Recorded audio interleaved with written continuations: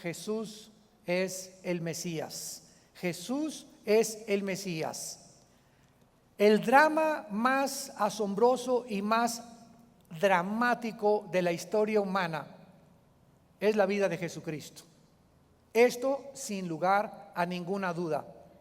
El hecho más asombroso de la persona de Jesucristo, y esta es una de las evidencias que a mí me encanta cuando soy invitado a alguna universidad o algún grupo de científicos o de profesionales, compartirles.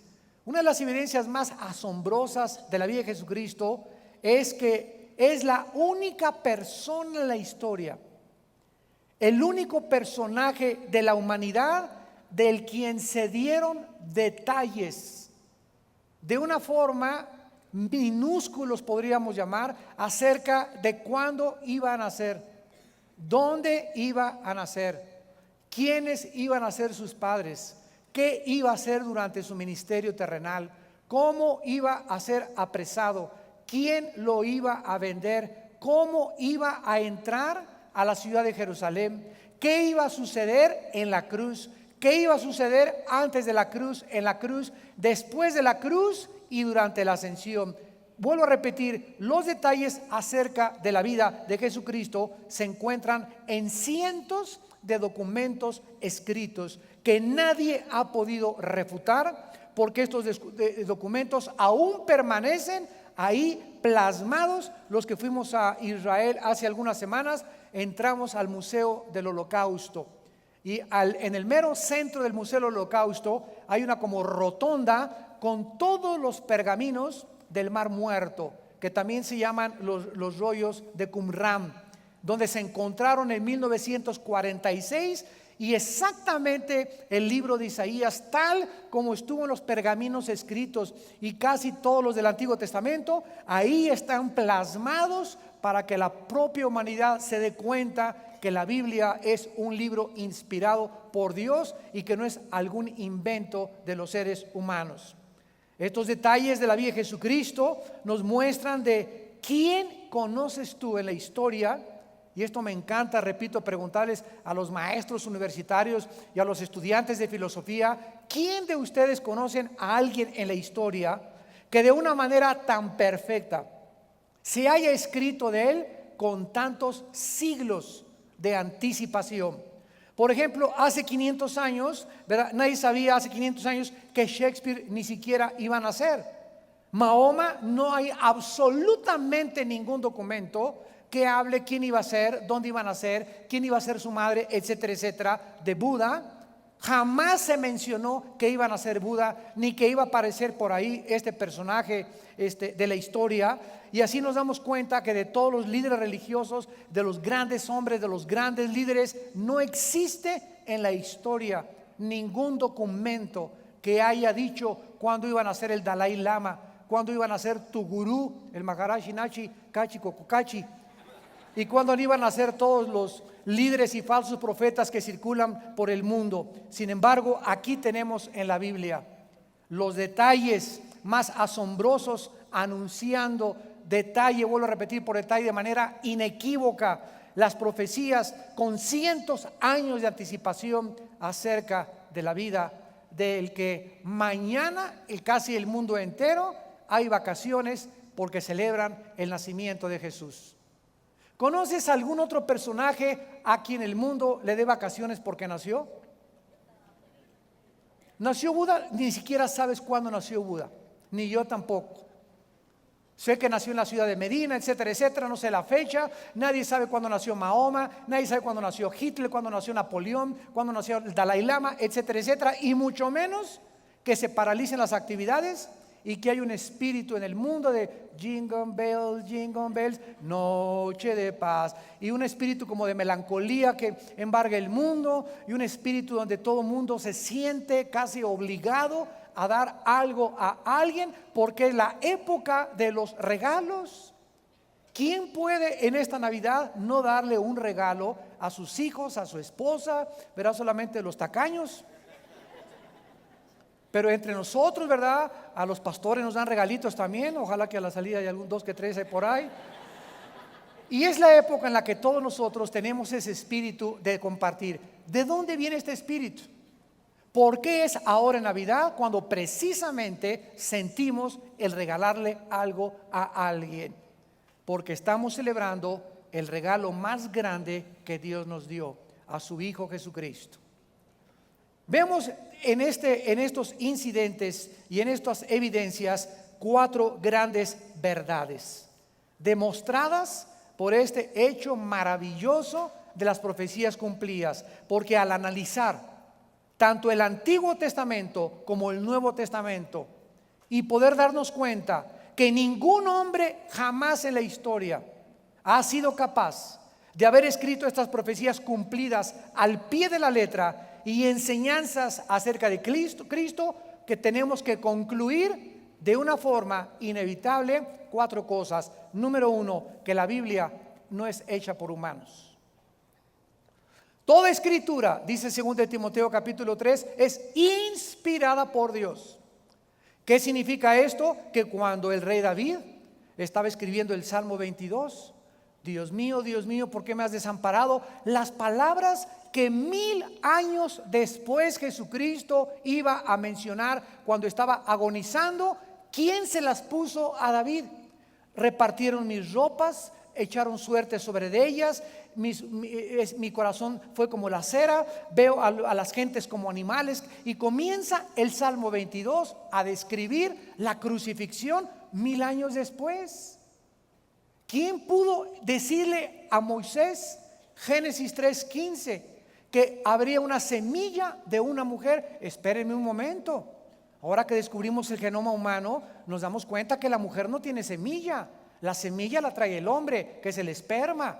Entonces, ¿por qué dice Génesis 3:15 que de la semilla de la mujer iba a nacer un hombre que le daría en la cabeza a la semilla de Satanás? ¿Por qué? Porque estaba anunciándose antes de que se descubriera en 1860 por Mendel los principios de la genética. Ya la Biblia hablaba de que el nacimiento de Cristo, al decir la semilla de la mujer, que Cristo nacería virginalmente de una mujer.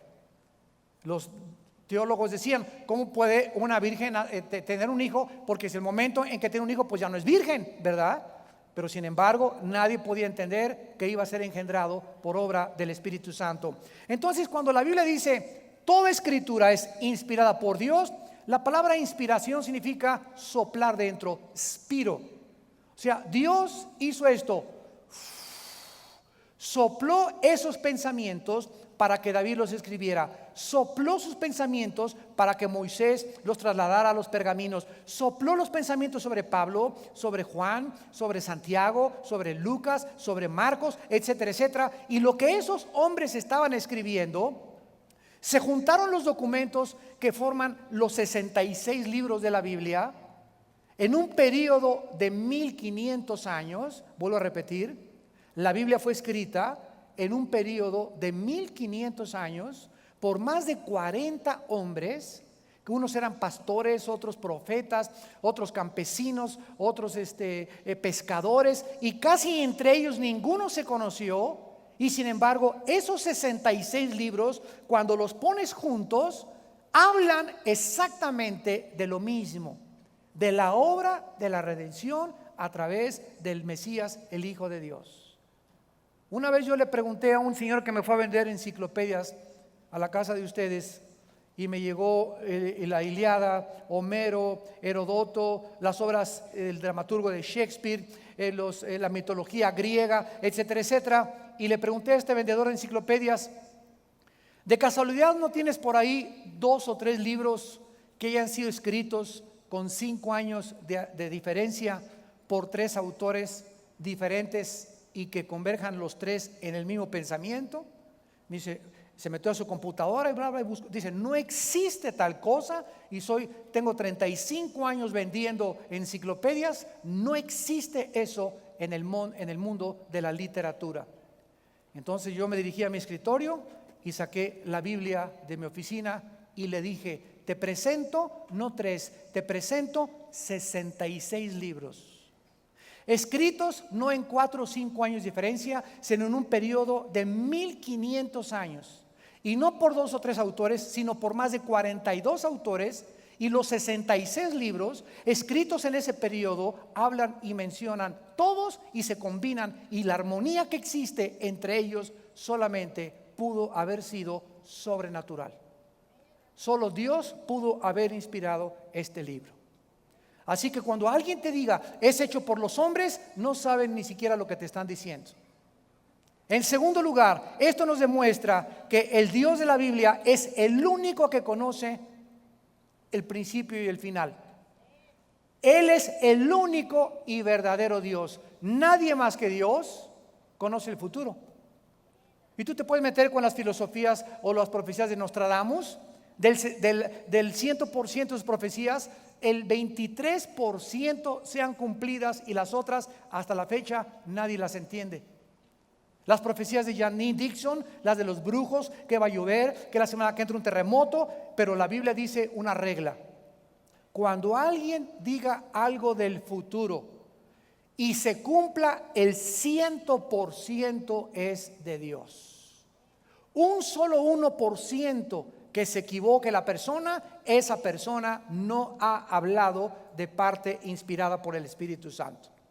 Así que esto nos demuestra, ¿verdad?, que solo el Dios de la Biblia pudo haber inspirado esto. El profeta Isaías, en el capítulo 44, versículo 6 al 8, nos dice estas palabras al respecto. Así dice Jehová, Rey de Israel y su Redentor, Jehová de los ejércitos: yo soy el primero y yo soy el postrero, y fuera de mí no hay Dios. ¿Saben qué significa esto? Que estamos en el siglo XXI y la ciencia, con todos los descubrimientos tecnológicos y avances científicos, como dijo Dion Teofilito, ni podrán descubrir nunca jamás cómo se originó el mundo, cómo se originó la tierra, cómo comenzó la humanidad y el origen y el principio de la vida. La ciencia jamás podrá remontarnos al inicio y al origen de las cosas, porque para que sea científico tiene que ser repetitivo. Entonces solamente le queda a la ciencia teorizar, hipotetizar, filosofar, inventar cosas, porque los científicos también inventan, como la teoría de la evolución. Pues creo que venimos del chango. Pues pregunta a ver qué cara tenía tu abuelita. Y el Dios de la Biblia nos muestra el principio y nos enseña que todo comenzó con una primer pareja. Y cuando venimos a la Biblia a estudiar Génesis, descubrimos que la ciencia comprueba que venimos de una sola pareja. Cuando la Biblia dice que todo será su género y su especie, y de acuerdo a la semilla que exista, la genética ahora nos demuestra que cada semilla de fruta, de uva, de naranja, el esperma del hombre, el esperma del chango, el esperma del hipopótamo, tienen un código genético, un software, un programa que determina el color de la uva, el color de la naranja, el color de la manzana. ¿Quién puso ese código, esa información en cada una de las cosas para que los changos sean changos, la jirafa sea jirafa y nosotros no seamos changos y no seamos seres humanos? Dios. Y ahora la genética lo demuestra claramente. La Biblia demuestra que nosotros fuimos creados del polvo de la tierra, y la ciencia comprueba ahora que los 19 elementos químicos de la tierra, fósforo, magnesio, yodo, potasio, fósforo, etcétera, etcétera, y los 4 gases que forman la tierra son los 4 gases y los 19 elementos químicos que forman el cuerpo humano. ¿Quién se lo dijo a Moisés? Y Dios sacó del hombre a la mujer. Todo habíamos creído que primero el huevo y después la gallina. Pregúntale a tu maestro, ¿quién fue primero, el huevo o la gallina? La gallina. ¿Y quién la puso? El huevo. Y si fue el huevo, ¿quién puso al huevo? Y ahí se queda la situación. Y la Biblia nos dice, nadie se pudo haber imaginado que iba a ser al contrario. Todos podríamos decir, bueno, si yo nací y si somos hombres es porque hubo una mujer, porque todos los hombres venimos, gracias a una mujer los hombres vivimos. Entonces lógicamente que para que haya hombres tuvo que haber sido una mujer la primera, pobladora y de donde Dios sacó el material genético para crear a los hombres. Y la Biblia nos muestra lo contrario y la ciencia lo comprueba. La mujer tiene 2 cromosomas, X, y el hombre tiene cromosomas X, Y. Si Dios hubiera sacado a Adán del material genético de la mujer, hubiera sido una raza híbrida. Pero al Dios habernos enseñado en la Biblia que del material genético de Adán, de su costilla, sacó a la mujer, nos demuestra la ciencia miles de años después de que entonces era posible con el cromosoma que le falta a la mujer, que es el Y, que hubieran hombres y mujeres en el planeta. Y la ciencia dice, y la Biblia tenía la razón. Y así podríamos, ¿verdad? Yo tengo una conferencia que se llama Evidencias Científicas de la Biblia. Tengo otra serie que compartí que se llama La Ciencia y la Biblia. Podríamos pasarnos aquí demostrándolos a ustedes genéticamente, biológicamente, físicamente, astronómicamente, arqueológicamente y psicológicamente las evidencias de que la Biblia es un libro sobrenatural. En tercer lugar, nos demuestra que el Dios de la Biblia es omnisciente, que todo lo conoce. Para haber sido capaz de predecir el futuro con tanta exactitud y haberse cumplido con tanta ateísmo, escepticismo, ignorancia de la gente, es porque el Dios de la Biblia lo hizo. Dice Isaías 44:8, así dice Jehová, yo soy el primero y el postrero. ¿Y quién, versículo 7, desafía a Dios a los seres humanos? ¿Quién, díganme ustedes, proclamará lo venidero, lo declarará y lo pondrá en orden desde delante de mí, como hago yo desde que establecí el pueblo antiguo? Anúncienles lo que viene y lo que está por venir. ¿Qué nos dice la Biblia? El orden de las cosas, de la historia.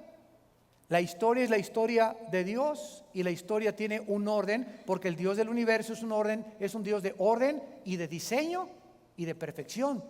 Y llegamos a Génesis y se le dice a Abraham, tu generación pasará 400 años en Egipto. Se le dice a Abraham exactamente lo que la historia comprueba. ¿Cuánto tiempo tuvieron los judíos en Egipto? 400 y pico de años. Y así son puras profecías y profecías anunciando Dios, y viene esto, y viene esto, y viene aquello. Pero lo más importante de todo era que venían anunciando la venida del Mesías. Solo Dios puede predecir el futuro con tanta exactitud.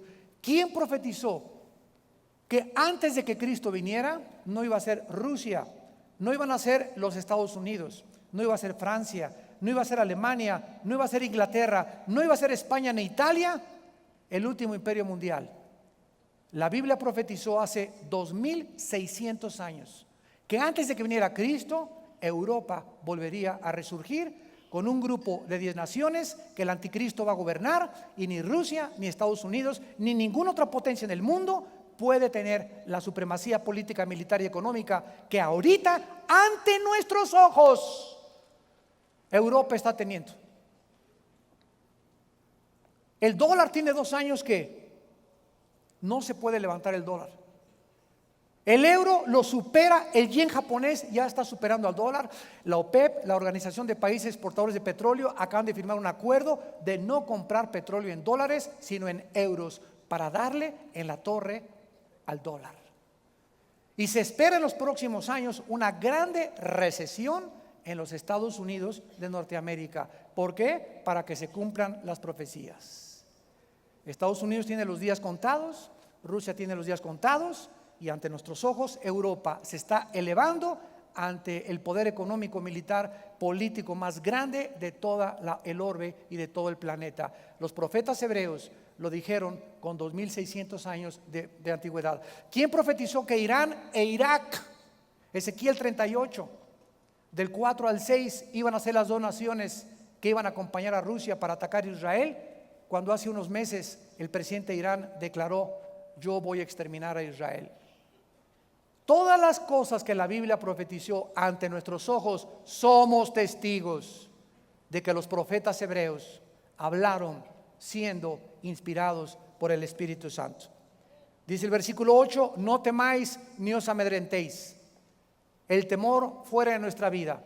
Si sabemos que estamos en manos de Dios, que nada ni nadie nos va a separar de Él, Y que si Dios con nosotros, ¿quién contra nosotros? Sigamos avanzando hacia nuestro destino, porque Él es el primero y Él es el postrero, y Él es el que nos dio el origen y Él es el que lo terminará. Y si Él es el último y el postrero, nos estamos encaminando hacia el final, y al final, a la otra orilla del lago, nos está esperando nuestro Maestro y Salvador Jesucristo. Aleluya, gloria a Dios, gloria a Dios.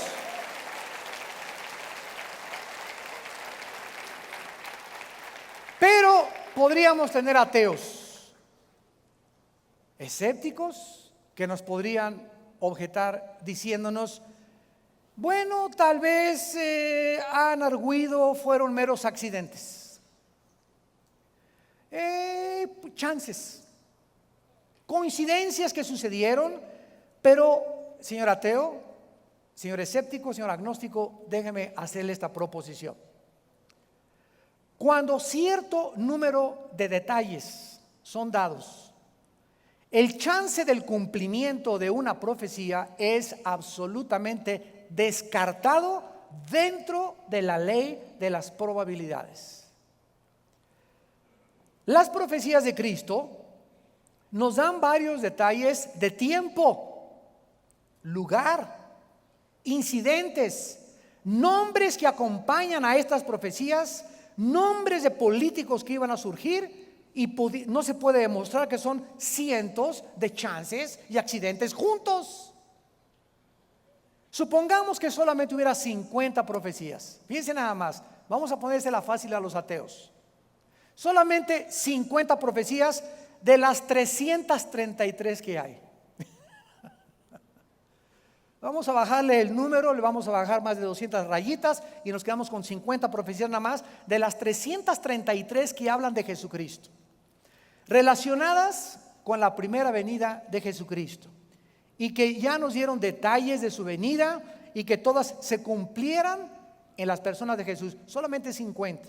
Escúchame, la ley de las probabilidades nos indica de que para que se hayan cumplido por chance o por accidente, serían, de acuerdo a esta ley, de 1 en 1000 en 1.125 billones. Para que ustedes me entiendan lo que estoy diciendo, agarra un alfiler y lo entierras en el Distrito Federal, para que se den cuenta más o menos cuántas probabilidades hay de que escarbando lo encuentres.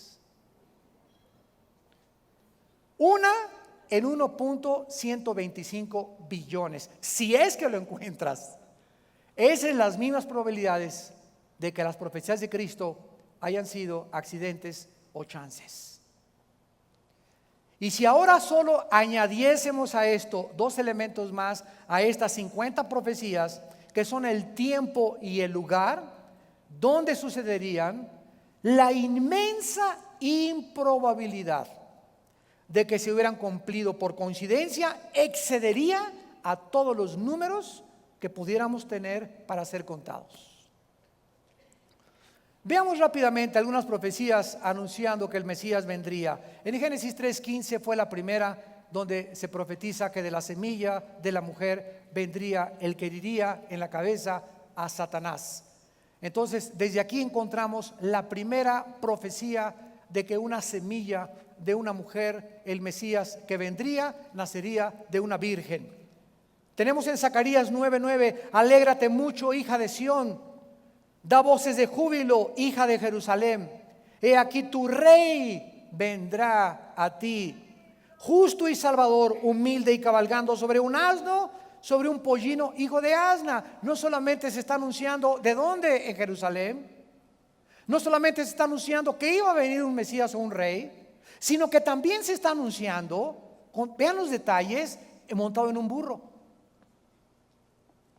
Y cuando Cristo llegó a Jerusalén y ya estaba cansado de que creyeran que Él venía a liberarlos del yugo romano, en lugar de montarse en un caballo blanco, que es donde se montaban todos los conquistadores y todos los centuriones que llegaban de las guerras para ser aclamados como héroes y con coronas de oliva por el pueblo romano, Jesucristo se sube a un burro. y comienza a caminar con el burro. Y al llegar a las puertas de Jerusalén, se baja del burro y comienza a llorar. Y se le bañan sus ojos de lágrimas y grita: Jerusalén, Jerusalén. ¿Cuánto tiempo hace que quise, como la gallina, juntar a los pollitos bajo sus alas, juntarte a ti, pero tú no quisiste? En verdad te digo que no me volverás a ver hasta que digas: Baruch Hashem, Adonai Eloheinu, bendito el que viene en el nombre del Señor. ¿Cuántas probabilidades hay para que no solamente dijeran que iba a venir, sino el lugar y el burro en el que iba a estar montado? Esta es una de las 333 más que existen en la Biblia.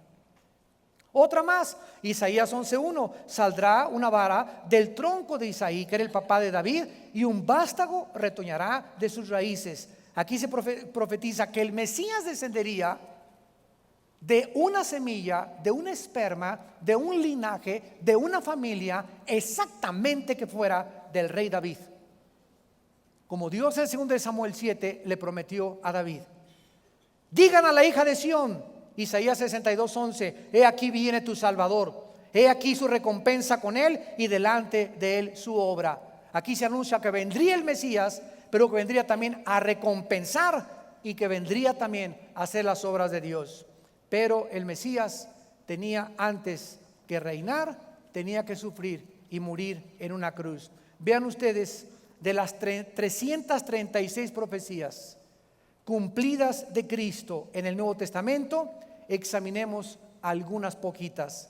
Génesis 22:18: tendría que ser la simiente de Abraham. En tu simiente, le dice Dios a Abraham, en tu semilla, en tu esperma, serán benditas todas las naciones de la tierra, por cuanto obedeciste mi voz. Esto fue escrito hace 4000 años.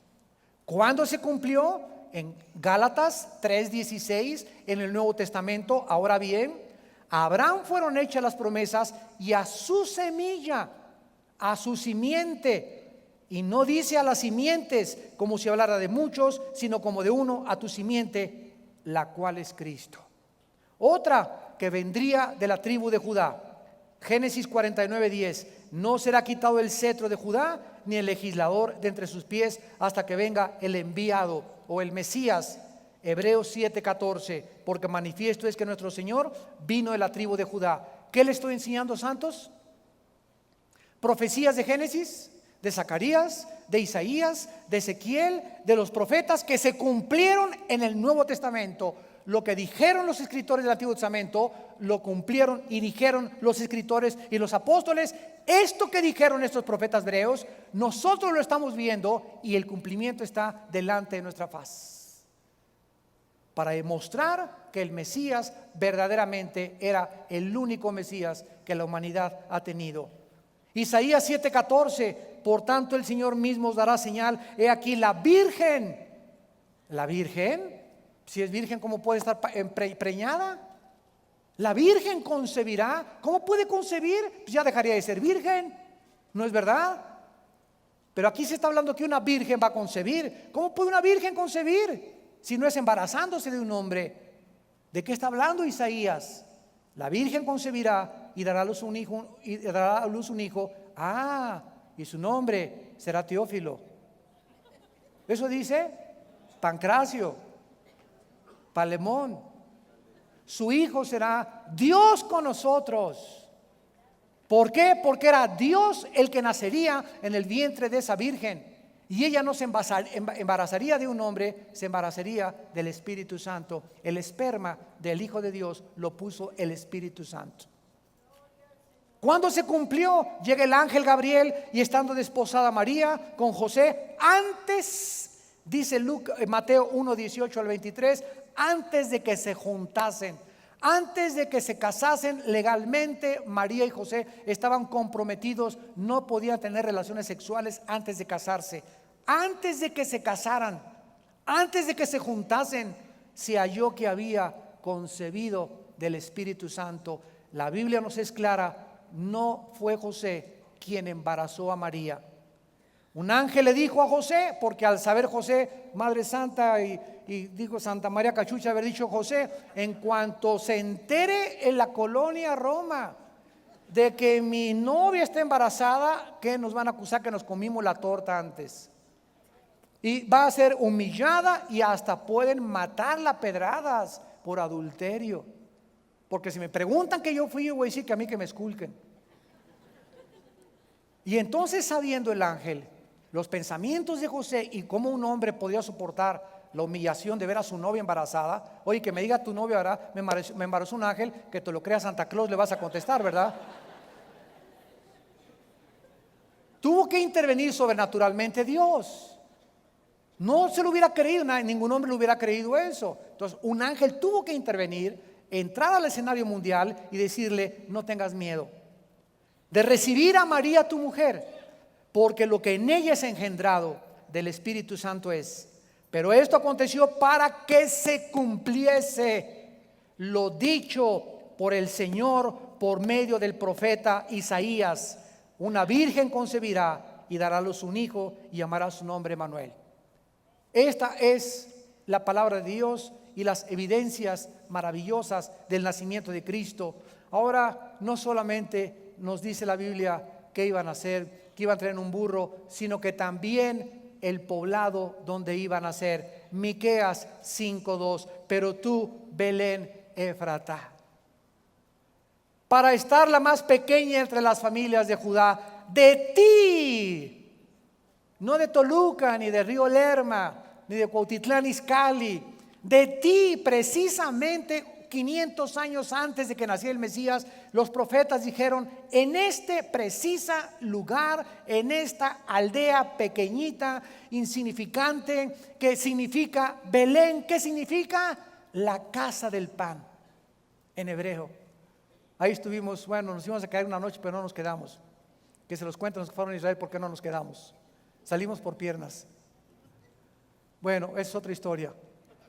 La casa del pan, porque el que vendría a nacer ahí era el que venía a darnos el pan de vida y alimentar la vida espiritual. Hasta la aldea estaba relacionada en su nombre con el carácter del personaje que iba a nacer ahí. De ti saldrá el que será Señor en Israel, y sus salidas son desde los días de la eternidad. O sea, el que nazca ahí en Belén no está comenzando su vida ahí, él ya era antes. En el principio era el verbo, y el verbo era con Dios, y el verbo era con Dios. Antes de que Abraham fuera, Cristo existía. Antes de que María lo engendrara, él ya existía. Sus salidas, dice la profecía, ya eran desde la eternidad, porque él es el eterno Hijo de Dios. Bueno, y así podíamos nosotros continuar viendo todas estas cosas. Zacarías 11:12, y pesaron sobre mi salario, que iba a estar vendido por 30 monedas de plata. Se cumplió cuando lo vendió Judas por 30 monedas de plata. La descendencia que él iba a tener, etcétera, etcétera. En la cruz, el capítulo 22 del Salmo: sería crucificado, clamaría angustiado, orarían sus manos y sus pies. Su muerte sería por un estallido del corazón, y sobre sus ropas jugarían suertes. Detalle tras detalle, tras detalle, tras detalle del tiempo, lugares, personas. La Biblia hablaba con cientos de siglos todo lo que iba a pasar con el Mesías, para que nosotros, con un poquito de razonamiento, con un poquito de lógica, con un poquito de honestidad y con muchísima humildad, reconozcamos que Él es el Señor.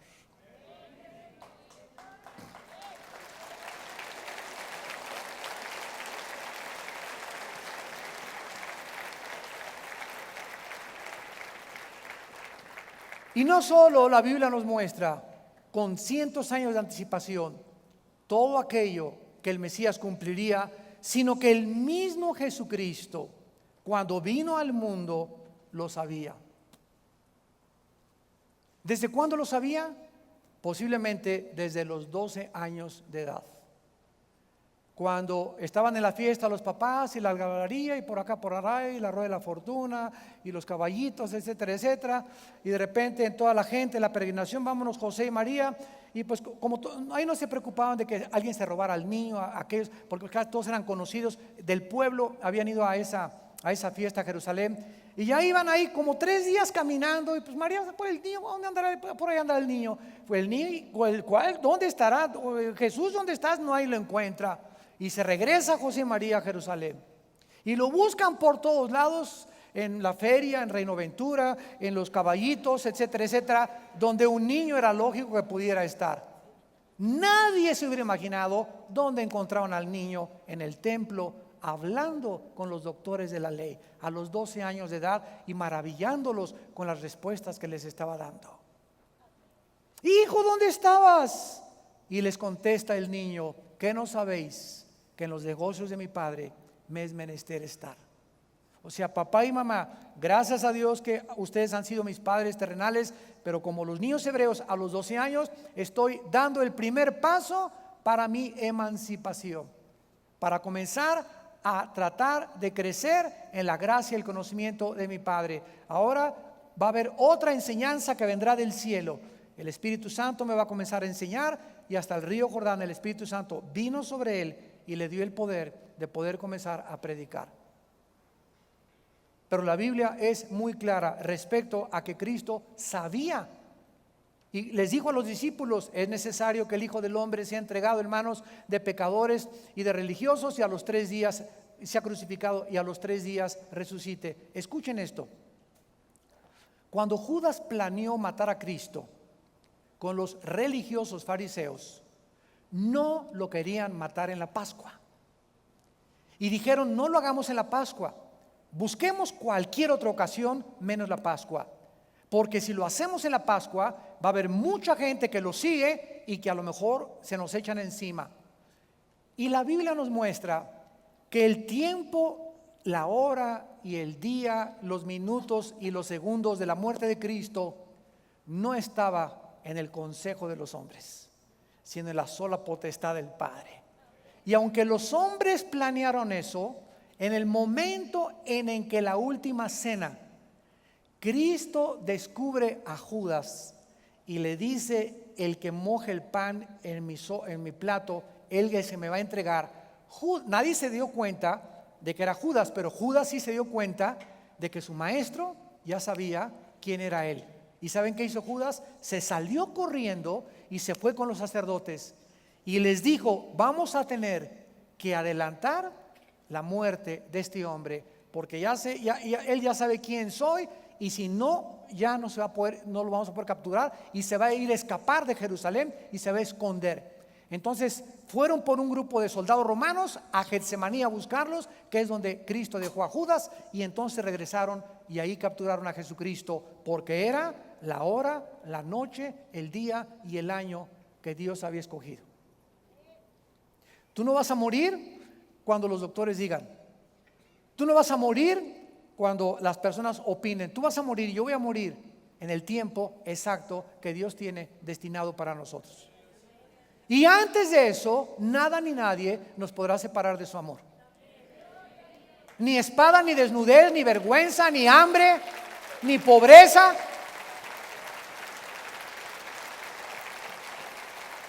Y ese es el valor con el cual caminamos hacia nuestro destino. Nuestro destino ya está marcado.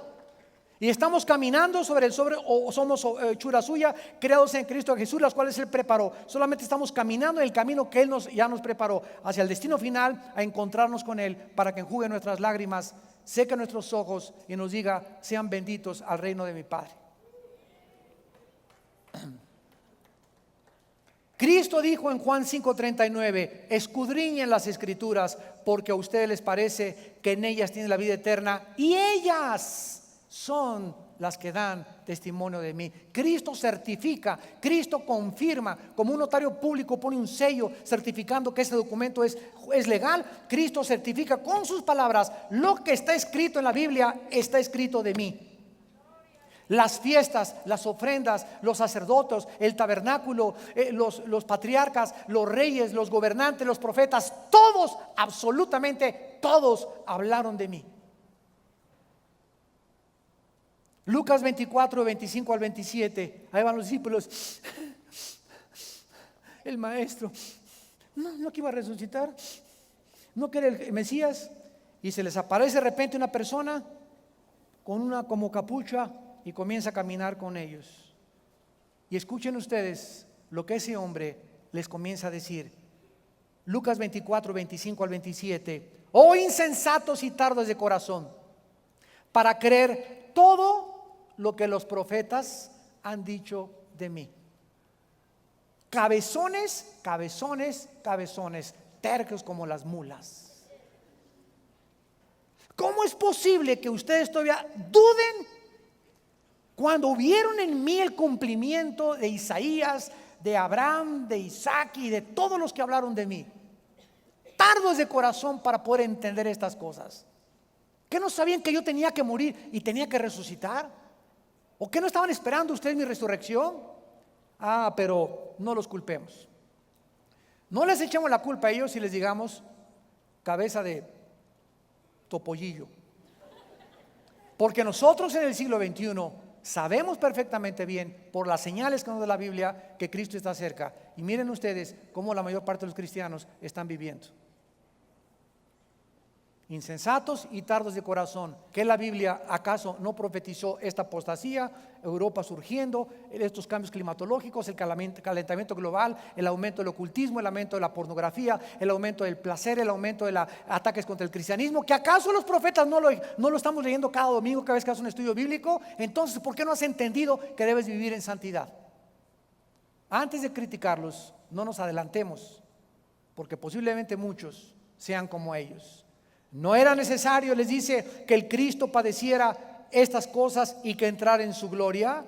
Y comenzando desde Moisés, o sea, desde el Pentateuco, desde los primeros 5 libros de la Biblia, siguiendo por todos los profetas, les declaraba en todas las escrituras lo que de él decía. Toda la Biblia habla de Jesucristo el Mesías. Y cumplidas estas escrituras delante de ustedes, dice en Lucas 4, vengo a traerles el reino de mi Padre. Y vamos a terminar con esta conclusión. ¿Qué significado tiene para nosotros, amados santos, damas y caballeros que nos visitan, el que el Cristo haya sido el Mesías prometido? Que no hay un gurú, no hay otro líder a quien le volvamos a creer que nos viene a salvar. Cuidémonos de cualquier hombre político, religioso que nos pueda venir a prometer: yo voy a sacar a México adelante, en mí está la salvación, mi doctrina, mi filosofía, dianética, masonería, como tú le quieras, comunismo, dialéctica materialista, como tú le quieras llamar. No hay ningún otro hombre más que un solo Mesías, se llama Jesús de Nazaret. Y en vista de que Él es el Mesías, el ungido de Dios, 4 cosas tenemos que concluir. Número 1, si Él es el Mesías, como así lo hemos tratado de demostrar en esta mañana, entonces Él es el único que puede perdonar tus pecados. El único que puede perdonar tus pecados. No te arrodilles delante de ningún hombre, de ninguna mujer. Él es el único digno, porque Él es el que murió en la cruz y Él es el escogido de Dios. En segundo lugar, que todo lo que Él dijo acerca de esta vida, del cielo y del infierno, es verdad. Y tú podrás reírte en esta mañana, burlarte, mascar tu chicle. Será mentira, verdad, mentira, será la vieja del otro día. Podrás decir todo lo que tú quieras, pero sabes una cosa, estas palabras son fieles y verdaderas. En tercer lugar, que si tú no entiendes la razón y la muerte y resurrección de Jesucristo, nunca comprenderás tampoco la razón de tu existencia. Estás viviendo como una planta, estás viviendo como un animalito del campo. Duermes, desayunas, comes, cenas. Duermes, desayunas, comes, cenas. Y así te pasa este ciclo. Y pues hiciste dinero, y estudiaste, y construiste casas, y fuiste doctor, y fuiste famoso, y te vas a ir al panteón otra vez. Ni tu consultorio, ni tus estudios, nada te vas a llevar. Porque este ciclo no solamente fue para que sobreviviéramos, sino este ciclo de vida fue diseñado para que conociéramos a Dios. Y esta es la vida eterna, que Dios nos ha dado a su Hijo Jesucristo, y en Él estaba la vida, y la vida era la luz de los hombres. Si tú no entiendes eso, vuelvo a repetirte, te vas a ir a la muerte como naciste. Naciste en las tinieblas, de las tinieblas. nacemos llorando. Desde que entramos al mundo, la primera nalgada al niño, entramos llorando, vivimos llorando y nos vamos llorando. Jamás tuviste el gozo, ni la paz, ni la alegría, ni la seguridad, ni la esperanza de que hay algo mucho mejor esperándonos en la tierra prometida. Y en cuarto lugar, que necesitas arrepentirte de tus pecados. Si Cristo es realmente lo que Él dijo ser y lo que la Biblia dice, tú necesitas arrepentirte de tus pecados. Porque Jesucristo dijo: vengo a juzgarte el día de tu muerte. Y necesitas invitarlo a tu vida como tu Salvador y como tu Señor, y vivir el resto de los días que te quedan para Él y para su reino. Y en esta tarde Él te brinda esa oportunidad de que inclines tu rostro y en este momento, con tu rostro inclinado, le digas estas palabras: Señor mío y Dios mío, te doy las gracias porque me has llamado no a una fe ciega, sino que he comprendido que has dejado suficientes evidencias en la historia, en la ciencia, en la geografía, en la arqueología, de que tú eres Dios y que existes, y que verdaderamente tu Hijo Jesucristo es el Mesías al que tú enviaste hace 2000 años a esta tierra a morir en una cruz y a dar su sangre para pagar por mis pecados. Señor Jesús, ahora comprendo que te necesito, que tú eres el camino, la verdad y la vida. Y te pido que entres a mi corazón en este instante.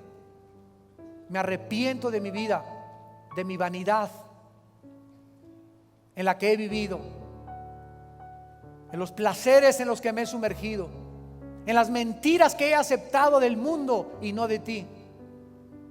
Oh Dios, ayúdame a salir de todo este torbellino en el que estoy viviendo, y quítame este espíritu angustiado y cúbreme con un manto de alegría al saber que mis pecados han sido perdonados por tu justicia y por tu vida en la cruz.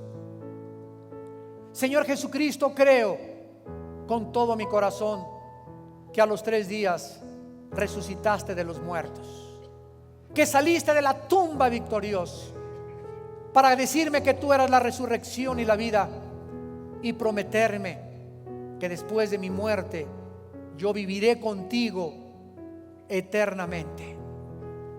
Te pido que entres a mi corazón como mi Salvador y mi Dios, y que me des el poder a través de tu Espíritu de vivir para ti y ser fiel hasta la muerte. En el nombre de Jesús, amén.